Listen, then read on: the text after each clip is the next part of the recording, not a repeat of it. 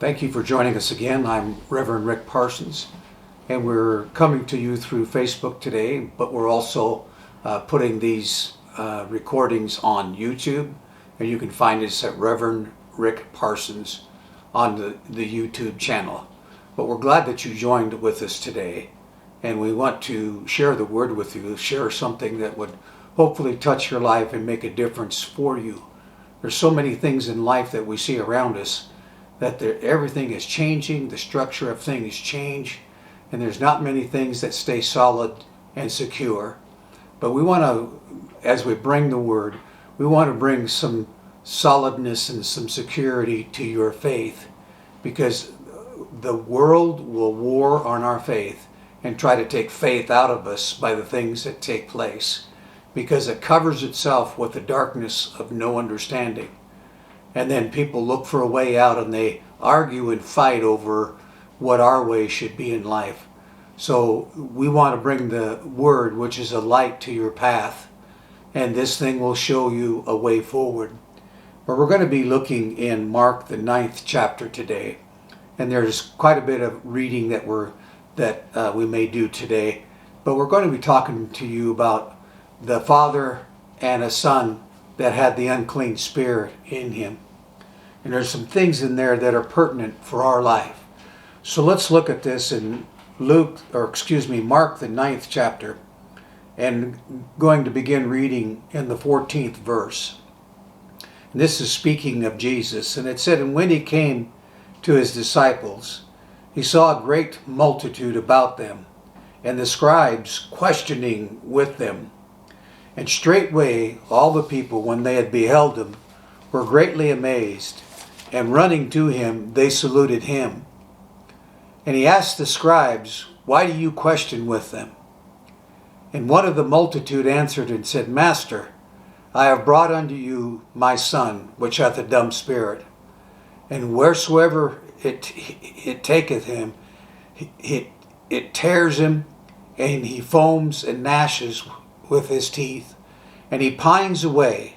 And I spoke to your disciples that they should cast him out, and they could not."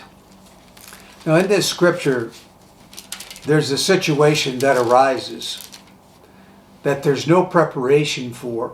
It springs upon people, and it springs upon their life. It springs upon this father. The father says it comes, and I don't know when it's coming, and I don't know how to make it go away when it comes. He just have to wait till the things subsided. Many years ago, I was in Brazil, in crusades in northern Brazil, and we had an open air meeting. And while my pastor was up on the meeting, up on the platform preaching, there was a woman that began to just go into a fit. And so we took this woman, and we grabbed her, and we took her off to the side. And we tried to pray for her and help her. And every time we tried to pray for her, she would get violent with us. And her husband was there. And we asked her husband, we said, "How long has she been like this?" And he said, "She's been that way a long time. And she just goes into these fits like she's having right now." And he said, "I just walk away and leave her alone and let her have the fit." You see, he had no answer to the problem that was great in his life. He just walked away and just let that thing be what it was. And that's the condition that this father was in with this young boy that was having these fits that came upon him. And he began to gnash his teeth and foam at the mouth. The father had no answers. And maybe he'd given up looking for answers at this time. We don't know. It doesn't record that. It just records the situation that occurred. And I've called this sermon, Casting Off Your Limits. Because there are limits that we all face, just like this father faced with his son, just like that husband faced with that wife in Brazil many years ago that I reported to you. But you see, whenever this comes, there's a need that has to be met. In verse 14, we'll read it again and say, when he came to his disciples, Jesus came to his disciples, he saw a great multitude about them, and the scribes were there, and they were questioning with them. Now, whenever we look at scribes, they do a lot of arguing and they do a lot of questioning. They don't have very many answers.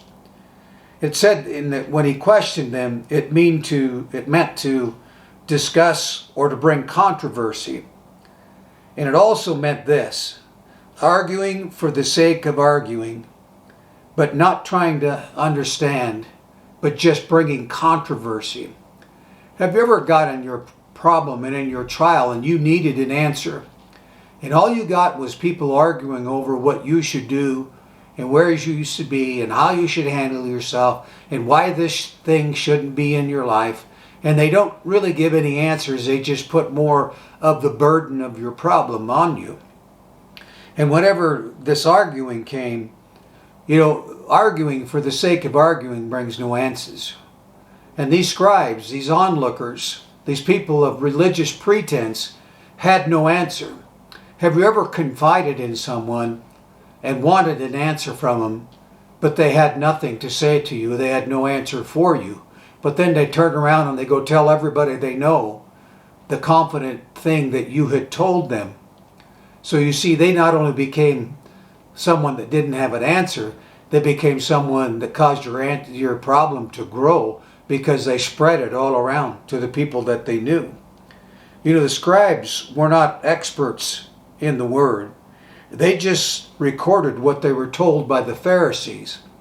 And the Pharisees were the religious sect of the day. They were the ones that held political office. They were the ones that had all control of commerce. And they were the ones that had, the control over governing people. So their mindset governed over a people. And under them were these scribes that had questions but no answers. We don't need things to rule over our life that don't bring any answers or direction to our life. We need something that takes control of the thing that is out of control in our life. Something that touches us and brings peace back into our life. The scribes had no personal experience with or the understanding of God. They didn't really know what God would do. They didn't understand how God worked. All they had was questions. And they had to rely on the experience and the understanding of others. It's a helpless feeling when you've got to rely on somebody else to help you when things are difficult, or you encounter situations where you need someone to give you some answers to help you move forward. We don't always have the answers. We don't always know our way forward. So we need somebody to help us. We need a direction. We need a strength. We need a foundation to stand on. We need something to grab a hold of to be able to steady ourselves or to take ourselves forward in the thing that we're facing. Whenever we encounter our limit, usually questioning is the first thing that starts to arise. You've come to the limit of your knowledge, or you've come to the limit of your faith experience, or you've come to the end of your life experience and you don't know how to get through this thing it's a boundary to you that it's difficult for you to deal with because you don't really have answers for it. You've tried different things in the past, but each one of those things failed in its own way. And so we come to this place where all we have left is questioning, because the questions we have never get answered. And so we question ourselves, we question what we're about, we question the direction we're going, or we question the people that we're involved in. Now you see, all of these things are difficult for us. But I want to tell you something. Question is not always bad, except when it turns into questioning and you don't have answers. You see, if part or all of our faith relies on understanding and the experience of others, then there's a danger for us of falling into a questioning condition. Once you had answers, but now all you have is frustration, disillusionment, there's error, there's discouragement. And all this brings a falling away from faith that follows all of these things that attack our life, attack our spirit, attack our mind. You know, whenever we get to that place where we've fallen into a questioning condition, then frustration is our answer, disillusionment becomes our answer, error becomes our answer, and discouragement takes over. All of these become a false answer to what we really need in our life. We can't depend on these things to get us through, but yet many times people feel those things and they fall back into that place in their life. They fall away from their faith and they fall more into their problem and into their struggles. And those things grow and become more real in their life, while faith begins to falter in their life. Now in verse number 17, it reads this. It says, "And one of the multitude answered and said, Master, I have brought unto you my son, and he has a dumb spirit. And wheresoever he taketh him, he teareth him. And he foams and he gnashes with his teeth, and he pines away. And I spoke to your disciples that they should cast him out, and they could not." So you see, what he was saying is this: I have a limit, and my son has a limit. And these disciples, he's talking to Jesus, and he's saying, these disciples could not remove my limit or my son's limit. He said, I have something that I have no power over, and I have no control over, and it's become a limit of my life. What are the things, and be honest with yourself, but what limits you in your life?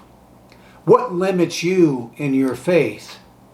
Do you go along and you think everything's going fine, and all of a sudden that limit pops up in front of you and your faith begins to recede and your faith begins to go away and melt as it always has done?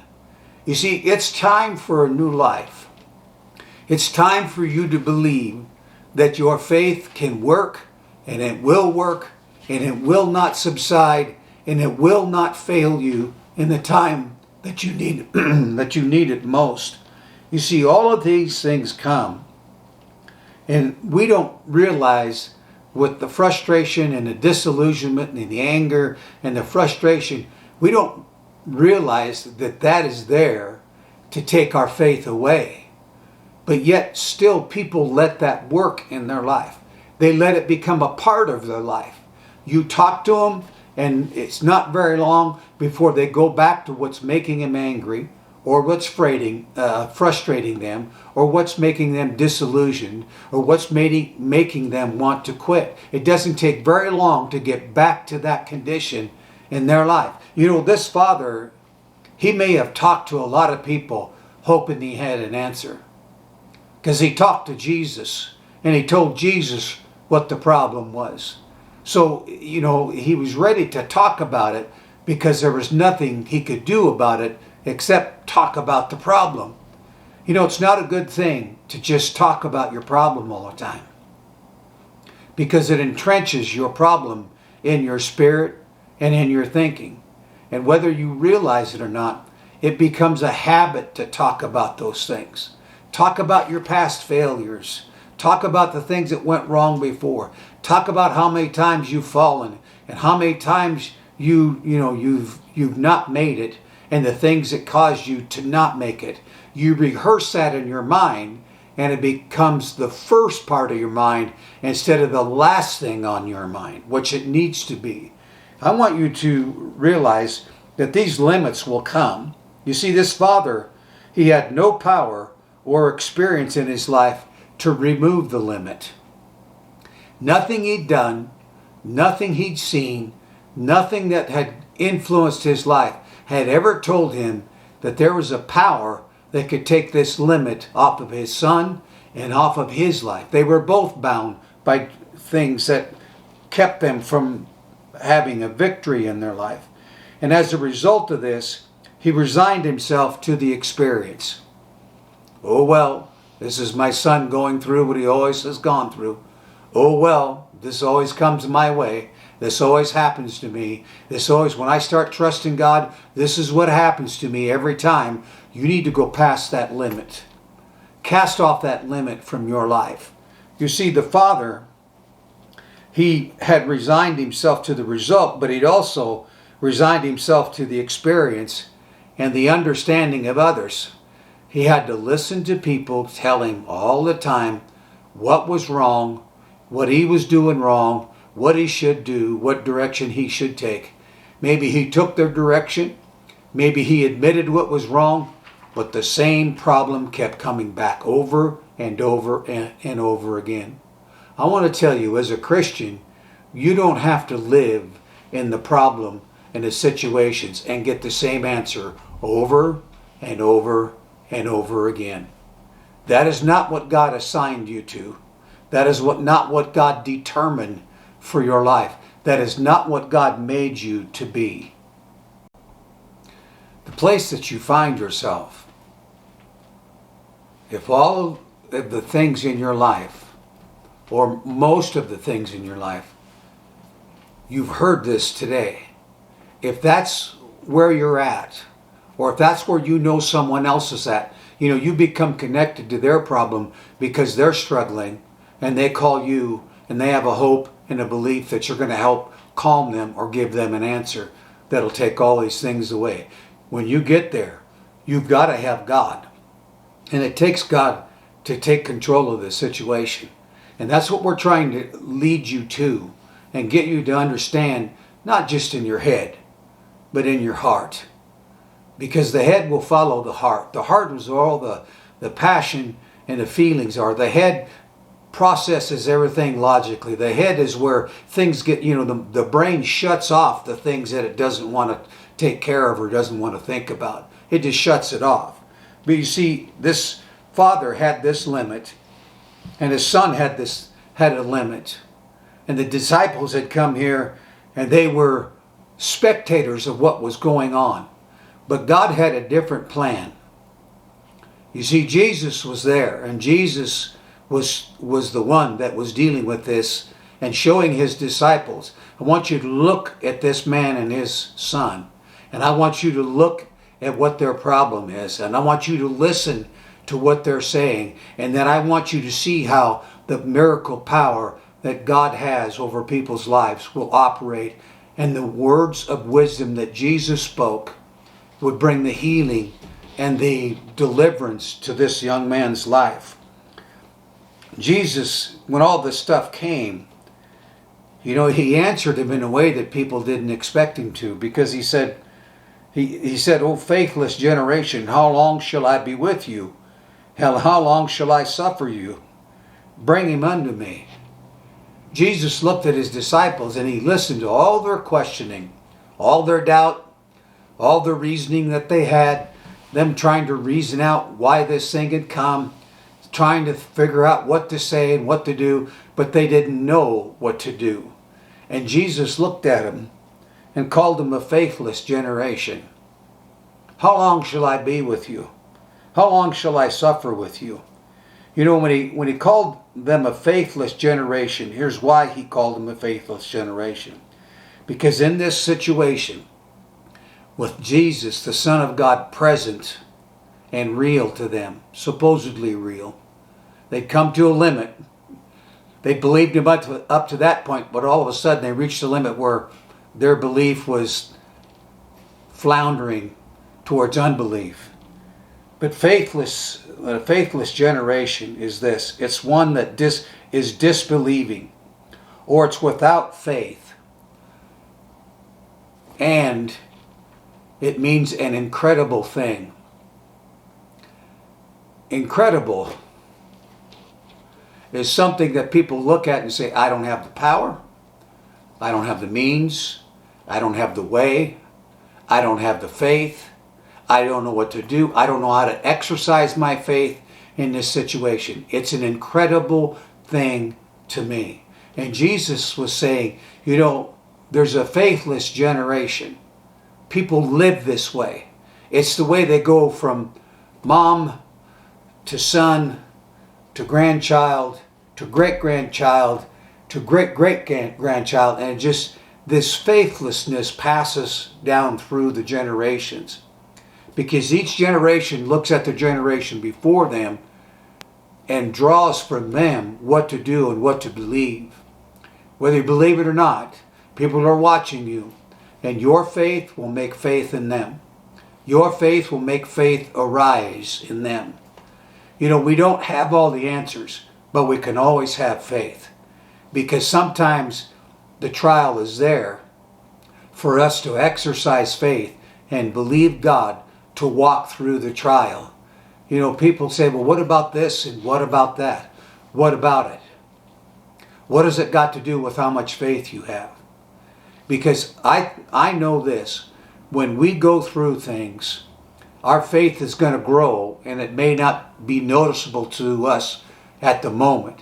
But you see, your faith exercises itself in trials that you go through.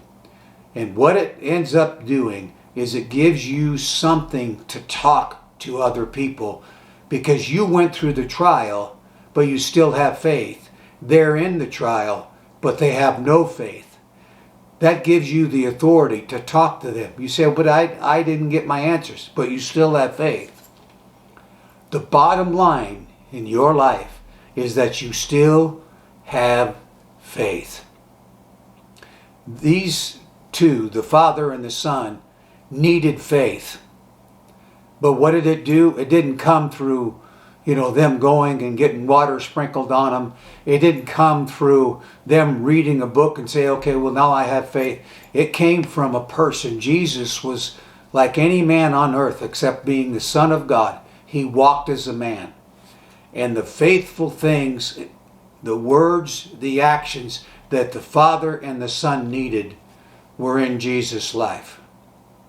He was able to let his faith begin to attack the thing that was against their life. And it meant something to him. You see, the Father had no experience or power. So he resigned himself to this experience. And he resigned himself to the understanding of others. So he hadn't learned the faith that he needed. Jesus came and spoke to those that were in disbelief and without faith, or those that had thought the thing was too incredible to happen. Jesus said, I don't care what your situation is. I'm going to work, and I'm going to move, and I'm going to change things. I'm going to change things in your life. I'm going to change things in the thing that you're believing for, and I'm going to set you on a course of faith, not on the course of failure or wondering or thinking that you've gone the wrong way or the wrong thing is in your life. He said, how long shall I be with you? What that means is, how many limits will you come to before you understand or get enough experience or finally release faith to work in your life? How long are we going to wait? How long are we going to let this thing stay in our life? You see, it's a test of your faith. It's an opportunity to build our faith. If our faith never encountered any problems, it would never get stronger. Because the trial of our faith is much more precious than that of pure gold. Think of that. The trial of our faith is much more precious than that of pure gold. So the trial of your faith is the most precious thing that you can have in your life. Because men seek to get the wealth, they seek to get the position, they seek to get the possessions. That's what gold represents. When you have all the gold you want, you can do anything you want, go anywhere you want, fly on jet planes, buy jet planes, and fancy cars and fancy homes around the world. But faith is greater than people that have the power to exercise the purse. That's what he's saying. Your faith is much more precious. That tells me, above all things, have faith. And what it takes to get faith is the trial and believing in the trial. What it takes to get faith is reading the Word and believing the Word and putting it to action in our life. There's many things that will bring faith to your life. there's also a lot of things that'll take faith out of your life. You were meant to have faith. You weren't meant to be faithless. You were meant to have the kind of faith that overcomes all the trials and the temptations that you'll ever face in your life. You say, well, how? I've never faced some things. What am I going to do when I get there? You're going to let your faith grow. And you're going to let the Lord lead you. You're going to let the Lord help you. You're not going to fail. Maybe you've always failed when you reach that one limit. But we're casting off the limits with the faith that's in you and the faith that you're connected to in others. Get around faithful people. Get around people that exercise their faith, not that fake their way through the Christian experience. Ones that you've actually seen that they live their faith, they're solid, they're an example of what you should be. There's a lot of people that will use their faith to tell you what to do and try to, tell you how great they are and how wonderful they are that they have faith. Those are the kind of people that don't have the kind of faith that you need. Those are the kind of faith, those kind of people that have that kind of faith are the ones that are going to let you down. Because they're talkers, they're not doers. And you need to be a doer and not a talker in your faith. Now in this scripture here where he said, how long shall I be with you? We said, how many limits will you come to before you understand or get enough experience to finally release your faith? Release your faith. Begin to believe and stop putting your hand out and saying, okay, well, by the power of my hand, I'm going to get gain. I'm going to get what I want by the power of my hand. It doesn't take faith because you have power in your hands to do it. But you see, he also said this, how long shall I suffer with you? You see, they'd met a limit, and Jesus said, how long am I going to suffer with you? How long before you're going to learn what you need to learn? How long before your eyes are open to see that you have power because I've given you power over these things? And then here he is. He's in their midst and they're doubting what's going to take place. You see, as soon as Jesus arrived in person, the expectation changed. The expectation changed. What is your expectation today of the things you face? You see, you can say, well, I have an expectation that I'm only going to get so far and I'm going to fail. You can have an expectation today that I'm going to come out on the other side of this thing some way, somehow. I'm not determining my way. I'm not determining how it's going to happen. All I know is the Lord is going to bring me through. And the Lord is going to give me the victory somehow. It's up to Him because I've committed all of my keeping and all of my life to Him. And I'm going to let Him speak to me. And I'm going to let Him set the limits of my life. And whatever has set a limit against me that's not of God, He's going to break that limit. And He's going to cause me to know Him in a greater dimension, in a greater depth. You see, as soon as you realize that Jesus is with you and in and through all things, then your expectation will change. You'll be different. You'll start looking at it differently. Whenever things bother us, it casts something over our life. But I want to tell you, you cannot let that be thrown upon you or not put it upon like a coat or clothing that you wear, but you can refuse to let it be a part of your life. Jesus said, how long will I suffer with you? How long before you realize that there's an answer to all these things that we say are impossible? That's what He was saying to the Father. How long?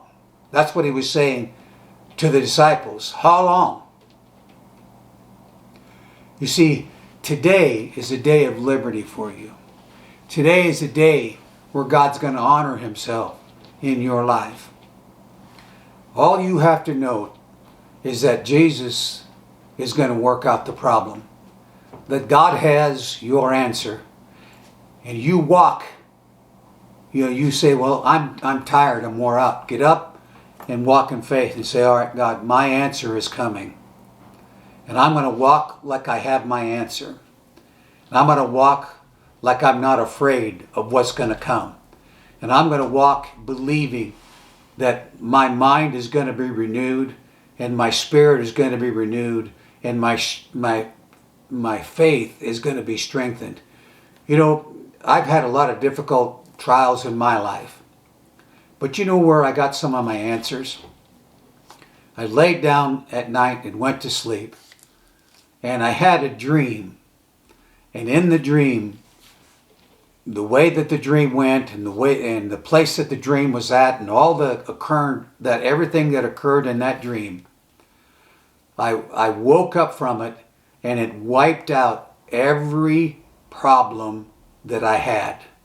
It wiped it from my mind because it showed me what God was going to do, and it showed me how God was going to work, and it showed me the hour that He was going to do it. And I got up and I had faith. And as I walked to God and I walked away from my problem. Don't let your problem be the topic of conversation every day in your life. The first place it has to die is in your conversation. Don't give it life by talking about it. It's a dead thing. It's dead to you. It has no power over you. Well, what about when people remind you? Walk away from it. Keep going. You know, they're going to stay. You know, Jesus looked at the man one day and said, let the dead bury the dead. You know, that was a little tiny part of Scripture, but that was what changed my whole entire life. I was walking with all the deadness of things that had hurt me, things that have wronged me, things that have limited my life. And I heard that in a message, let the dead bury the dead. And I was an unlearned Christian, but that thing spoke to me and it got in my life and it became a part of my life. And it changed me for the rest of my life. I never walked in dead things. I walked in things that were live. And you can walk in things that bring life, not things and memories that bring death to you. I know God's going to work for you. I know God's going to help you. I know this word is going to open up to you and it's going to bring an expectation of change to you. You see, this thing is real. Your problems might be real, but what the Lord is going to do is more real than the problem that you face today.